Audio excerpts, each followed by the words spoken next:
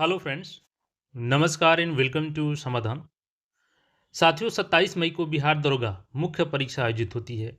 परीक्षा देकर छात्र जैसे ही बाहर निकलते हैं और कुछ ही देर में सोशल मीडिया पर एक के बाद एक पूरे 100 प्रश्नों की तस्वीरें पीडीएफ तैरने लगती है। अब मेरा सीधा सवाल इस व्यवस्था से है कि जब परीक्षा केंद्र के बाहर आप त्रिस्तरीय सुरक्षा लगा रहे हैं, मेटल डिटेक्टर से छात्रों की चेकिंग हो रही है कि कोई छात्र ब्लूटूथ और मोबाइल तो लेके नहीं जा रहा है। इसको रोकने के लिए आप पुख्ता इंतजाम करते हैं और सबसे बड़ी बात, जब छात्रों को प्रश्न पत्र, बुकलेट घर ले जाने की अनुमति नहीं है, वो परीक्षा हॉल में ही जमा हो जाती है, तो फिर ये जो हूबहू बहू, क्योंकि जो छात्र परीक्षा में बैठे हैं, वो बोल रहे हैं कि ये सर हूबहू बहू परीक्षा में आया था, हम लोग का प्रश्न यही है। तो वो मीडिया पर आई कहाँ से? अंदर मोबाइल लेकर कौन गया? किसने परीक्षा हॉल के अंदर बैठकर आराम से इन पन्नों की फोटो खींची और इसे वायरल कर दिया? अगर छात्रों के पास मोबाइल नहीं था, तो क्या यह काम अंदर बैठे किसी रक्षक का है, जो अब भक्षक बन चुका है? यह सीधा सवाल है परीक्षा की शुचिता और पारदर्शिता पर है, क्योंकि जब प्रश्न पत्र बाहर आएंगे, तो पारदर्शिता पर सवाल तो उठेगा। आज इस देश में, इस राज्य में बेरोजगार छात्रों की बिसात क्या रह गई है? कभी-कभी तो ऐसा लगता है कि हम छात्रों को, युवाओं को इस व्यवस्था ने कीड़े-मकोड़े समझ लिया है। जैसे कॉकरोच को पैर से कुचल दिया जाता है, वैसे ही हर पेपर लीक के साथ एक गरीब माँ-बाप के सपनों को कुचल दिया जाता है। बेरोज़गारी का दर्द क्या होता है, ये वो लोग क्या जानेंगे एसी के कमरों में बैठकर, जो नीतियाँ बनाते हैं। एक छात्र जब हक की आवाज़ उठाता है, तो उसे सड़कों पर दौड़ा-दौड़ा करके लाठियों से पीटा जाता है। सर फट जाते हैं, खून बहता है, लेकिन जानते हैं, सबसे शर्मनाक और दर्दनाक बात क्या होती है? वही छात्र जो कुछ देर पहले लाठियाँ खा रहा था, अगले ही दिन उसी सरकार और अधिकारियों के सामने हाथ जोड़कर खड़ा हो जाता है कि साहब, एक बार निष्पक्ष परीक्षा ले लीजिए। साहब, एक बार भर्ती निकाल दीजिए। क्यों? क्योंकि उस छात्र को पता है कि पुलिस की लाठी पीठ पर 2 से 3 दिन तक दर्द देगी। लेकिन जो बेरोज़गारी का दंश है, समाज के जो ताने हैं, वो ताने बूढ़े माँ-बाप की जो उम्मीदें टूटती हैं ना, उसका दर्द ताउम्र जो रीढ़ की हड्डी होती है ना, उसको तोड़ते रहता है।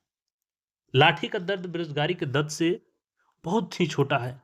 जो लाठी का दर्द है ना, बेरोज़गारी के दर्द से बहुत ही छोटा है। यह पूरी तरह से जाँच का विषय है कि जो भी ये प्रश्न पत्र वायरल हो रहे हैं, क्योंकि हम सीधा किसी पे आरोप नहीं मढ़ रहे हैं, लेकिन जो सच है, वो सामने दिख रहा है। अगर परीक्षा के बाद पेपर बाहर आया है, यानी कि परीक्षा खत्म होने के बाद भी अगर पेपर बाहर आया है, तो यह साबित करता है कि परीक्षा के भीतर कोई ना कोई बड़ा लूप होल है, कमी है, क्योंकि मोबाइल आखिर अंदर गया कैसे? बिना मोबाइल के तो ये क्वेश्चन पेपर बाहर आएगा नहीं। इसकी निष्पक्ष जाँच होनी चाहिए, क्योंकि हम सीधा किसी पर आरोप नहीं लगा रहे हैं। यह जाँच का विषय है और ये जाँच होनी चाहिए कि किस सेंटर से ये सारे के सारे पेपर वायरल हुए हैं, किस अधिकारी या किस इन्विजिलेटर के मिलीभगत से ये बाहर हुआ है। और जब तक इस पर आधिकारिक स्पष्टीकरण और दोषियों के खिलाफ सख्त से सख्त कार्रवाई नहीं होती है, तब तक उस छात्र का भरोसा कैसे बहाल होगा, जो रात-दिन जगकर पटना, सीवान, छपरा के तंग गलियों में रह कर के एक वक़्त का खाना खा कर के तैयारी करता है। अब मैं आप छात्रों से भी कहूँगा कि देखिए दोस्त, संकट की घड़ी में मैं आप सबसे एक ही बात कहने आया हूँ, व्यवस्था पर सवाल उठाना हमारा हक है और हम हक के लिए आवाज़ उठाएँगे। लेकिन इस व्यवस्था की कमियों के कारण खुद को टूटने मत देना कभी। इतिहास गवाह है, छात्र शक्ति के सामने बड़ी से बड़ी हुकूमतों को झुकना पड़ता है। तुम कीड़े-मकोड़े नहीं हो मेरे दोस्त, तुम इस देश के भविष्य हो, तुम इस राज्य की रीढ़ हो। अगर आज अंधेरा घना है, तो इसका मतलब ये कतई नहीं है कि सूरज उगेगा ही नहीं। और किसी ने खूब कहा है कि यूँ ही नहीं मिलती राही को मंजिल, एक जुनून सा दिल में जगाना होता है। पूछा चिड़िया से कैसे बना आशियाना, बोली भरनी पड़ती है उड़ान बार-बार, तिनका-तिनका उठाना होता है। तो आप सबकी मेहनत एक भी तिनका बेकार नहीं जाएगा। यह जो तुम्हारी आँखों में आँसू है और पीठ पर लाठियों के निशान हैं, ये एक दिन तुम्हारी सफलता की कहानी लिखेंगे। जब तुम वर्दी पहनकर उस सिस्टम का हिस्सा बनोगे, तब तुम्हें याद रखना है मेरे दोस्त कि किसी भी गरीब और बेकसूर छात्र को उसके साथ अन्याय नहीं होने देना है। और हम सरकार और आयोग से पुरजोर मांग करते हैं कि इस मामले की पूरी त्वरित और पारदर्शी जांच हो, ताकि दूध का दूध और पानी का पानी हो सके। क्योंकि अब तक आयोग इसमें कर ही क्या, जब पेपर सोशल मीडिया पर वायरल होता है तो पहला कर्तव्य बनता है आयोग का कि इस पे वो अपना वक्तव्य दे, इसकी जाँच के लिए माँग करे। आखिर उन्होंने जाँच के लिए इसका क्या किया है? तो आप सभी साथियों से अनुरोध है कि इस वीडियो को इतना शेयर कीजिए कि यह आवाज़ हर उस अधिकारी के कान तक पहुँचे जो सो रहा है।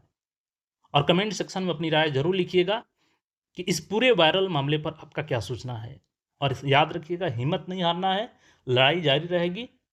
और सरकार से फिर से एक बार हमारी माँग है कि प्लीज़ आप लोग इसकी जाँच कीजिए कि आखिर इसकी सच्चाई क्या है। अगर ये बाहर आया है, तो फिर ये छात्रों के साथ बेईमानी होगी, फ्रेश तरीके से आपको एग्ज़ाम लेना होगा। और आखिर कब तक ये पेपर लीक चलेगा? इसके लिए कोई ठोस कदम उठाता क्यों नहीं है? क्योंकि आज इसका पेपर है, कल बीएसएससी का पेपर है, बीपीएससी का पेपर, ये सारे पेपर तो लीक होते रहेंगे और छात्र गरीबी का दंश झेलते रहेंगे, बेरोज़गारी का दंश झेलते रहेंगे। बाकी आपका इस पे जो भी राय है, क्योंकि लगातार आप सबका कमेंट आ रहा था कि सर इस पे वीडियो आप लोग आज उठाइए, तो बिल्कुल अब आपका काम बनता है इसको शेयर कीजिए। बाकी मिलते हैं फिर नए अपडेट में, चैनल के साथ जुड़ रहें। धन्यवाद।